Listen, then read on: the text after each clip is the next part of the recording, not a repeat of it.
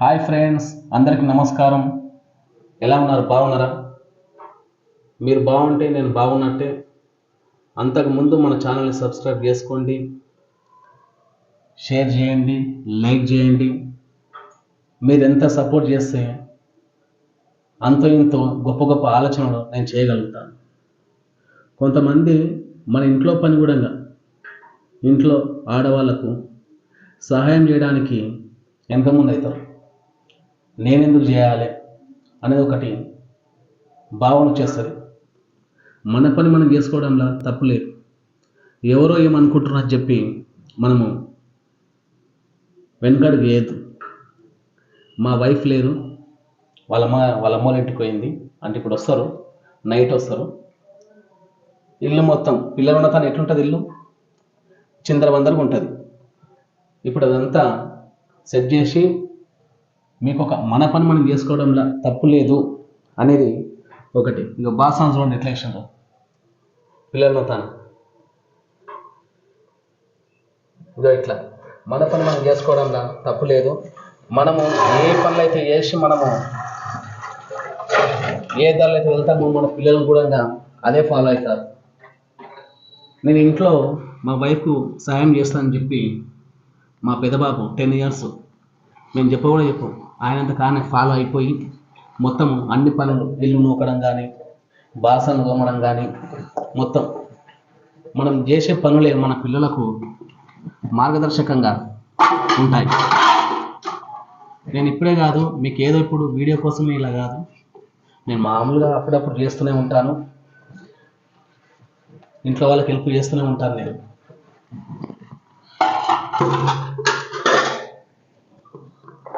పిల్లలను తను ఉంటుంది.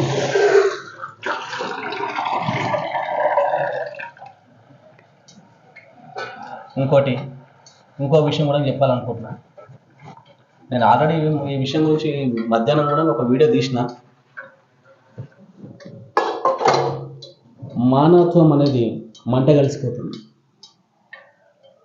నిన్న మొన్న కొన్ని సంఘటనలు చూస్తే ఆంధ్రాలో పల్నాడు జిల్లా వినుకొండం ఆ ప్రాంతంలో ఒక యువకునిపై తోటి యువకుడే దారుణంగా విచక్షణ రహితంగా దాడి చేయడం అనేది నిజంగా మానవత్వం అనేది ఎక్కడుందన్నది అర్థమవుతలేదు. మనుషులు మృగాలుగా మారుతున్నారు. కాలం గడిచే కొద్దీ మృగాలు మనుషులు అవుతున్నాయి. అదే కర్నూలు జిల్లాలో ఒక కాకిని ఒక అతను బంధించాడని చెప్పి మిగతా కాకులు దాన్ని వదిలిపెట్టినంత వరకు మొత్తం రచ్చ చేశాయి. దాన్ని వదిలిపెట్టాకనే అవి అక్కడి నుంచి వెళ్ళిపోయాయి. నిజంగా మనం ఇది ఆలోచన చేయాలి. ఇది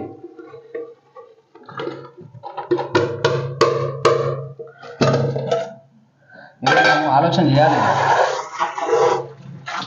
సమాజం ఎందుకు మారుతున్నది? చిన్న జీవితానికి పగలు ప్రతీకారాలు, రాజకీయ కక్ష సాధింపులు ఎందుకు? అవన్నీ మనం ఏం నేర్చుకుంటున్నాం అనేది కొద్ది ఆలోచన చేయాలి. ఇంకోటి, ఈ ఇంట్లో పని మనము అప్పుడప్పుడు సహాయం చేయడం వల్ల కూడా మనం తరచుగా అనే మాట, నీకు ఇంట్లో ఇంకేం పని, బయటకు పోయి కష్టం చేస్తే అర్థమవుతుందని చెప్పి మనం అంటుంటాం. ఇలా వాళ్ళకి హెల్ప్ చేయడం వల్ల వాళ్ళు నిజంగా ఇంట్లో పని ఉంటుందా లేదా, వాళ్ళకి ఏమైనా ఇబ్బంది ఉంటుందా లేదా అని కూడా మనకు అర్థమైపోతుంది.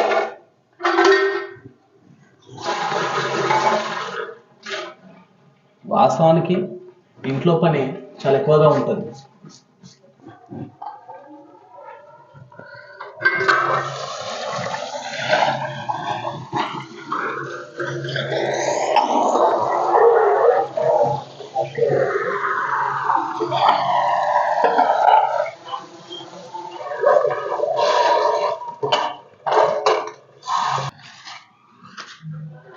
ఎవరికే కానీ ఇంటి మనుషులు ఎలాంటి వాళ్ళో తెలియాలంటే ఇంటి వాతావరణం బట్టి చెప్పొచ్చు.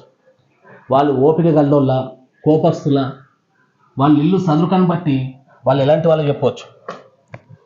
ఎందుకంటే అంత అర్థం ఉంటుంది. ఊరికే అనలేదు. ఇంటి ఆకిలి చూసి ఇంటి మనిషి పెద్ద మనిషి ఎలాంటిదో చెప్పవచ్చు. వాళ్ళ ఓపిక ఇల్లు చదువుకునే దాన్ని బట్టే ఉంటుంది. ఊరికనే చెప్పలేరు. ఇల్లు నీట్గా పెట్టుకోవడం అనేది కూడా ఒక కళ. అది కొంతమందికి ఎట్లా అంటే అట్లా పడేసుకుంటారు. అంటే పిల్లలు ఉన్నాక నాకు వేరే విషయం అది. కానీ మా మగజాతికి ఒక విషయం ఏం చెప్పాలనుకుంటున్నా అంటే, మన పని మనం చేసుకోవడంలో తప్పు లేదు, నామూష ఫీల్ కావద్దు. ఇంకా మనము అలా చేయడం వల్ల, వాళ్ళకు హెల్ప్ చేయడం వల్ల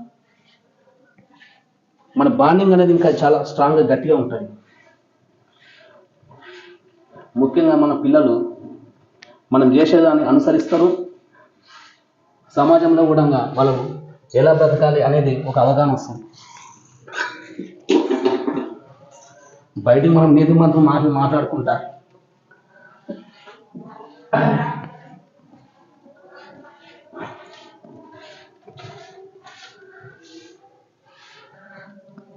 ఇలాంటి సమాజానికి పనికొచ్చే అంశాల గురించి మాట్లాడే అవకాశం ఇచ్చినందుకు ధన్యవాదాలు. మన పని మనం చేసుకోవడంలో తప్పు లేదు.